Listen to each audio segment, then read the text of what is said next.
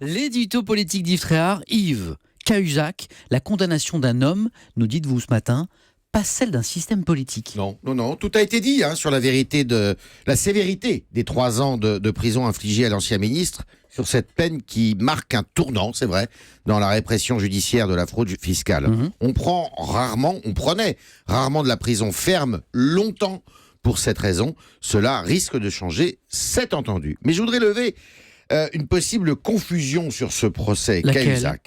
Eh bien, en ces temps où il est à la mode de vouer aux gémonies le système politique, c'est-à-dire les réseaux, les connivences, les complicités, les passe-droits propres au pouvoir, il est utile de rappeler que cette affaire n'est que celle d'un homme malhonnête et tricheur, comme il y en a dans tous les milieux, du haut en bas de l'échelle sociale. Il ne faut pas mettre toute la classe politique dans le même sac. En somme, Yves, vous nous dites ce matin, attention à la démagogie, cette condamnation n'est pas exemplaire. Effectivement, contrairement à ce qu'on dit et on entend un peu partout, elle ne dit rien, elle ne dit absolument rien des dérives possibles d'un système politique organisé qui vit en vase clos.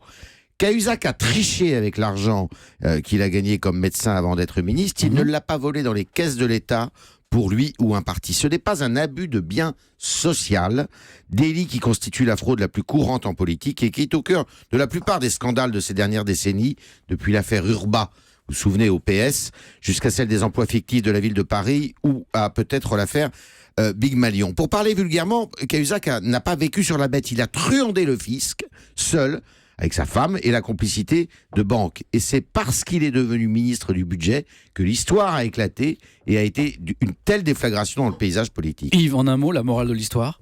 Eh bien, la morale, c'est que quand on est un délinquant de base, plus on monte dans le prétendu système, justement, plus on s'expose, plus on est vulnérable et moins on peut s'en sortir. Comme quoi. Merci Yves, merci Géraldine, c'était le kiosque du petit matin.